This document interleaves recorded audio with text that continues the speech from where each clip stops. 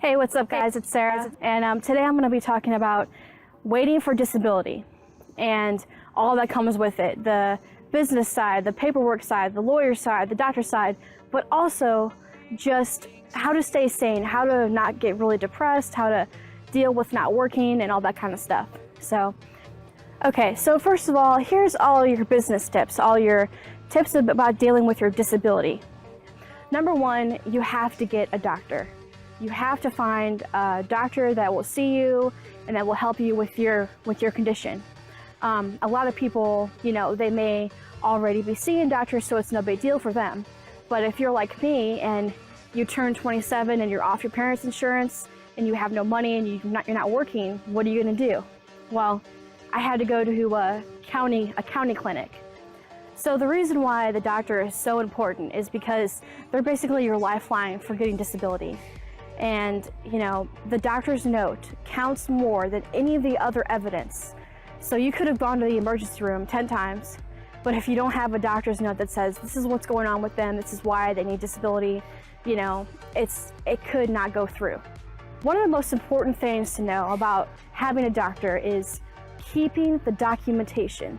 Keep all your documentation for your hospital visits, your ER visits, your doctor visits, all your medication that you're taking, all your tests you're getting done, everything like that. And what I would suggest is keep like a binder, like a big folder or something that has all this documentation in it.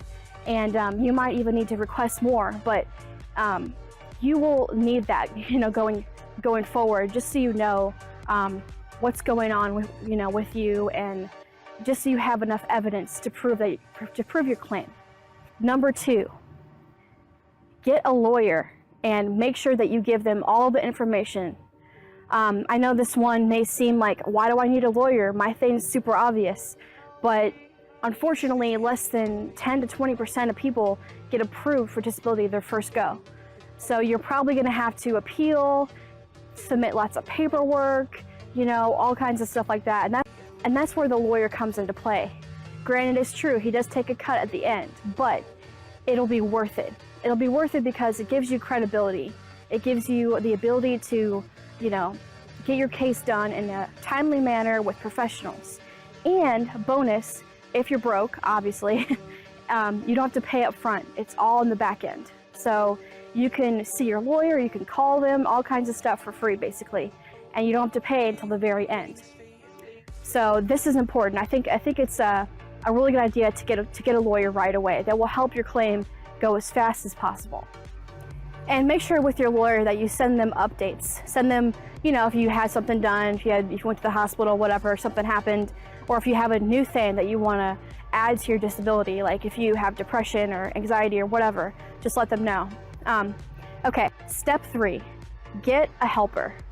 And this may not be for everyone. Some people may be able to do it just by themselves just fine, but I suggest getting a helper. Get a friend, family member, or somebody who can help you. And this is because there's going to be so much to remember, so much paperwork, so many doctor's appointments, so many things that you could mess up, Plus, it's just good for morale support, and some people out there may get anxiety or may have a hard time talking on the phone, and that's me. Whenever I had to call my lawyer, I was like, psych myself up, But having a person that will motivate you and be like your accountability partner and be like, hey, did you call your lawyer? Did you make that appointment? That really helps out. So those are the 3 things that I would suggest for the business side of your disability: getting it done, how to get it done, and things that will help. Okay, so you got all the business stuff taken care of. So what are you going to do with all your time? Believe me, there will be a lot of time. Years, probably. Well, here's a list of things that I suggest you do to keep yourself healthy, mentally healthy, and, able to feel okay about yourself. Okay, so number 1, I would suggest learning something. Now, I know everybody says, man, if I just had time, I would like to blah, blah, blah. Well, guess what? You got time. So what I did personally is I like to learn about history or subjects, or, just like you have time to dive deep into anything that you want.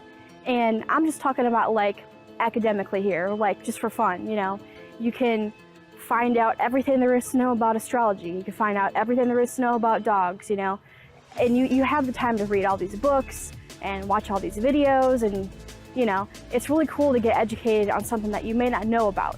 So that's number one, learn something. Number two, relaxation and exercise. These sort of go hand in hand. And for relaxation, this is your opportunity. This is your opportunity to relax. I'm sure things have been stressful. Obviously, you have something going on, either physical or mental, where you need to be on disability. And you probably have tried to work and failed, or tried to work and had a hard time. So they probably have a lot of stress in your life right now. So sleep in, relax, take naps, chill, get some good R&R, stuff that you really, really need to just be healthy.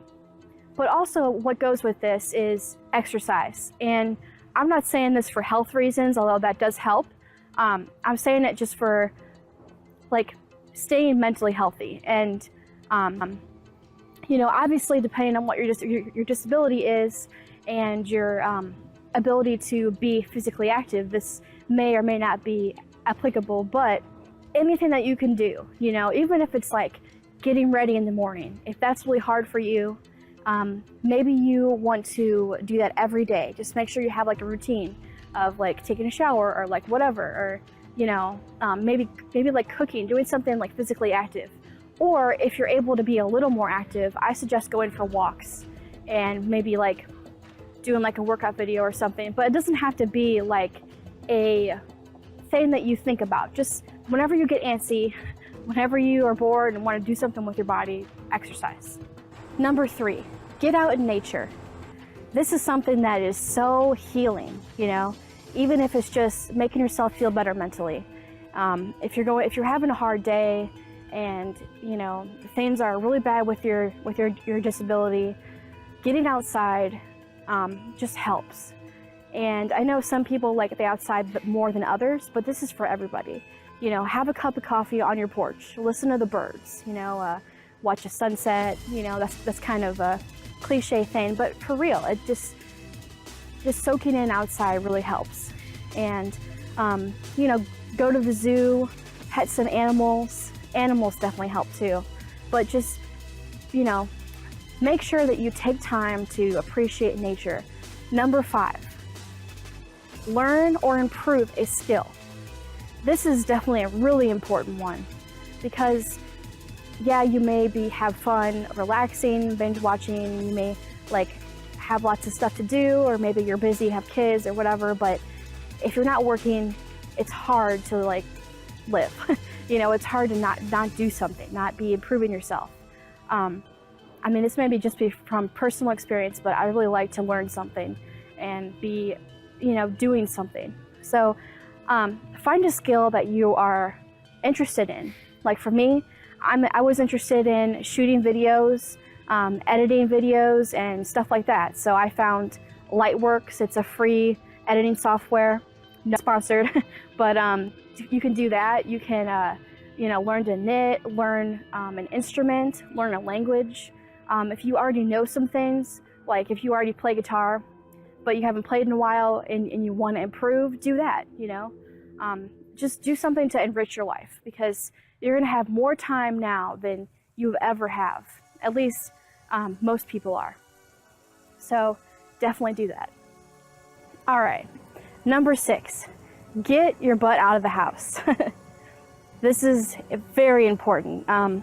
If you're a person who can still drive, that really probably isn't a thing for you. You can get out whenever you want.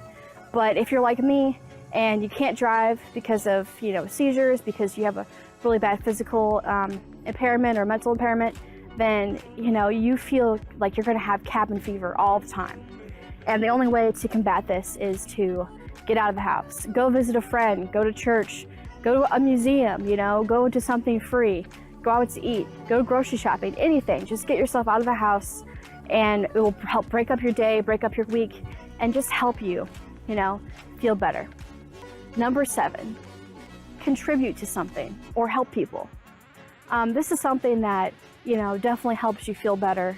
It helps you feel like you're doing something. And obviously these have a theme of feeling like you're doing something, but whenever people ask you, hey, what do you do? And you're like, oh, like I'm, waiting for disability, I have XX problem, whatever. It's kind of a downer, and I don't know about you, but it always made me feel bad about myself and stuff. And, comparing yourself to others, it's not the best thing to do, but it's human nature, we just do it. So whenever you're contributing to something or helping people, it gives you something to say, I'm volunteering at X organization, I'm writing a blog, I'm making videos, I'm helping with my sister's kids, I'm cooking for my mom, I'm doing these things, I'm helping my friend after surgery. Just anything that can help, like, give you something to say is really important, and also it just helps you feel good about yourself. It helps you heal. Even if you can't really do anything physically, if you're able to call a friend and encourage them, if you're able to, if you're a religious person, if you pray for somebody or help them spiritually, that's great too. Right? So that is my final tip, is to contribute or help people. All right, guys, I know this was kind of a different video, but this is sort of a sequel with my PNES. If you want to see what disability I suffer from, click on the link above, and you can check that out. I hope this was helpful to people. I hope people comment below about things that help you get through a time of waiting or a time of waiting for your disability. If you have any questions about the technical side or the business side of it, about getting a lawyer and all that, you could ask me below. And I hope we can create a good discussion. All right, bye-bye for now.